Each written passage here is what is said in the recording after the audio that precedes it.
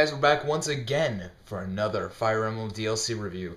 I know these aren't quite as popular, but I want to get them all done as quickly as possible. So, anyway, today we're going to be reviewing DLC pack, Smash Brethren.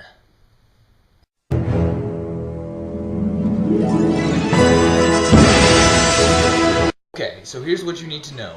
They called it the Smash Brothers pack, or the Smash Brethren, I'm sorry, to be technical, pack, because each one of the main recruitable characters are from the Smash Brothers series, or have appeared there in some form, right? No, not even a little bit. One of them was an assist trophy, Lindis, from Ken, but Erica from Magvel, or the Sacred Stones, and Elincia from Tellius maybe were stickers, maybe. They weren't playable, and they might have been a sticker. Like, really? Why was it called this? I don't know. I mean, they had Ike in there, but Marth was not, and Roy was, but still. Well, they had two of the characters in there in some form, but... What? Whatever, who cares, really? The point is, the pack really has very little to do with Smash Bros. So if you're expecting that, just dash your hopes right now. I mean, Roy has already been released a long time ago.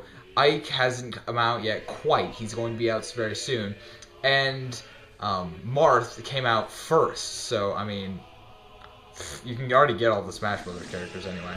So, what you actually need to know is that this map is awesome.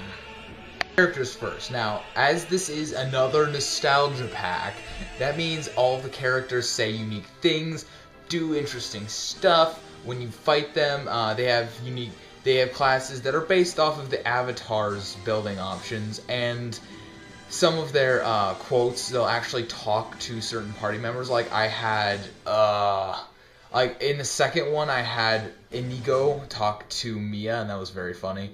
But anyway, so each of the characters in these vary a little bit, but they're mostly characters from Tellius and Elebe. Tellius and Elebe, which means Fire Emblem Path of Radiance, Radiant Dawn, Funo Tsurugi, and Rekino Ken. So, for some people, this might be very exciting, and for me, which is for me, yeah, like these characters are ones I actually care about, unlike the Lost Bloodlines pack. So, now, let's get on with it. The three main recruitable characters that you get are, as I said before, the first one, for number one, is the one I always forget.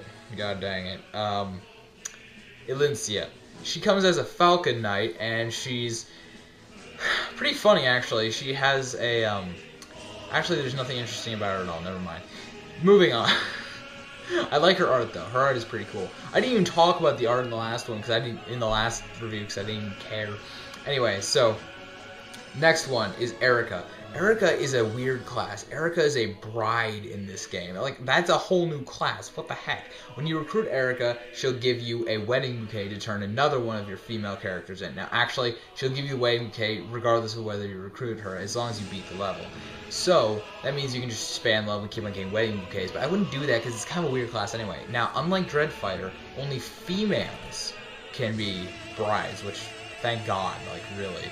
But anyway, so female characters can be brides. Brides use lances, bows, and staffs. It's a pretty weird class. I think what they were trying to do is they get half the weapons, and Dreadfighter gets half the weapons. I don't know how they divvied them up, but whatever. Anyway, so Bride also has some pretty weird, awesome skills. Like, one of them, Bonds, at the beginning of every turn, restore, like, is it 10 HP or 20 HP? Or it's a lot of HP to all allies within 3 spaces. It's like, it's ridiculous. And Rally Heart, which is a admittedly just weaker version of Rally Spectrum.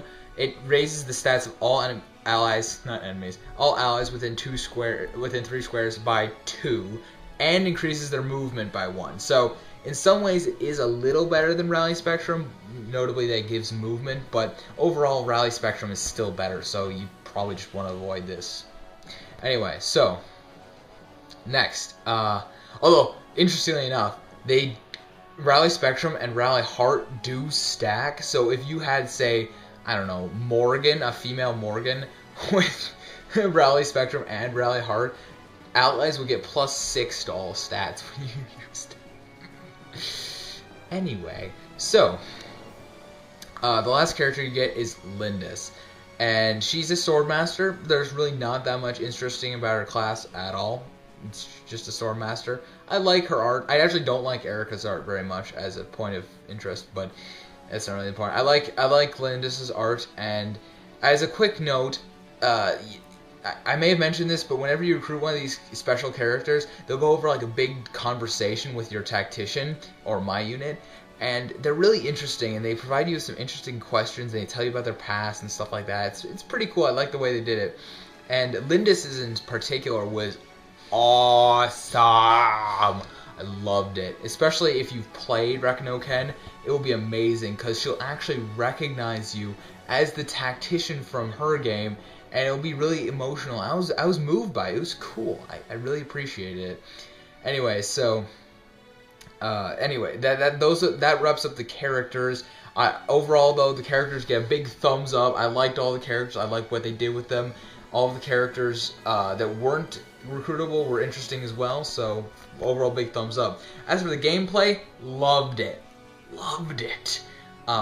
It was set in the final battle area. Well, not quite the final battle. The area just before the final battle in Rekanoken, in the weird little room underground with all the 8 doors that open up around you, and then you have to go in and fight Nurgle at the top, where you're fighting all those like crazy morph bosses. Oh my god.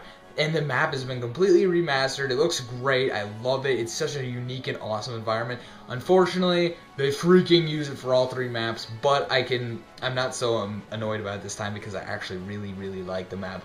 It provides interesting, if somewhat easy gameplay, so, you know, take it or leave it, but, you know, it was easy, but it was interesting because of the way the doors open kind of semi-randomly. Okay, so, gameplay, thumbs up.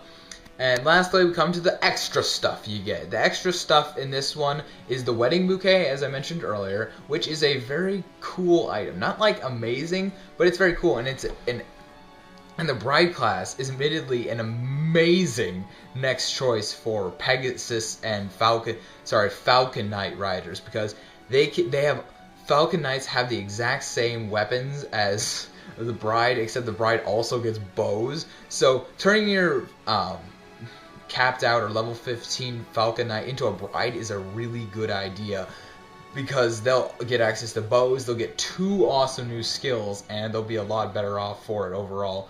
Plus, the bride battle sprite is really freaking hilarious, actually. It really amuses me. Anyway, the other item you'll get is Iot's shield. I used to think this was Lot's shield, but apparently it's Iot's, whatever.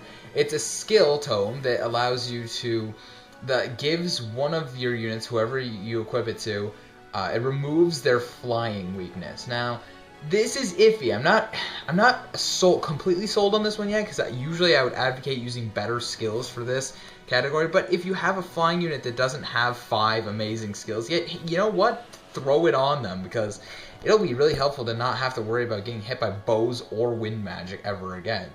Now, this is especially good for someone like Cordelia, who's usually going to end up as a Dark Flyer or a Seraph Knight. Oh, god dang, I call it a Seraph Knight again. Falcon Knight. And the N class. So, other than that, though, it's kind of mediocre. Now, it also is the one where you get Lindis in it, so that comes in the 3rd one, so, you know, Overall, the items get a good. It's not amazing, but the items were pretty good. Not as good as the last one, but still pretty good. Alright, and lastly, I wanted to talk to you guys a little bit about the pricing. The pricing is the same as the last one, $3 each or $6 for the whole pack. Now, this one pretty much depends entirely on whether or not you've played the games, again, but in my opinion, this pack gets an overwhelming thumbs up. Like, holy crap, I would have bought this twice over to play the levels. They were really good and fun for me. Now, if you haven't played Rekanoken or the Telia series, if you played either one, this is worth it. But if you haven't played either of them, this map goes down to like a like seriously, most of it's the nostalgia factor. So if you haven't played those games, it's not helpful. But if you played either one, you're going to be happy with it. Upon further reflection, I think it actually has characters. Yes, it obviously, because it has Erica, it has characters from the Magvel or Sacred Stones games as well. Basically, this DLC has characters from every single American Fire Emblem game, excluding Shadow Dragon. So really, I mean, if you played any other Fire Emblem games in America, this is a great pack. It gives you interesting items with great characters. I loved to play it. It was a personal favorite of mine so far, and I highly recommend it. So guys, I'll see you soon with some more Fire Emblem content, I'm sure.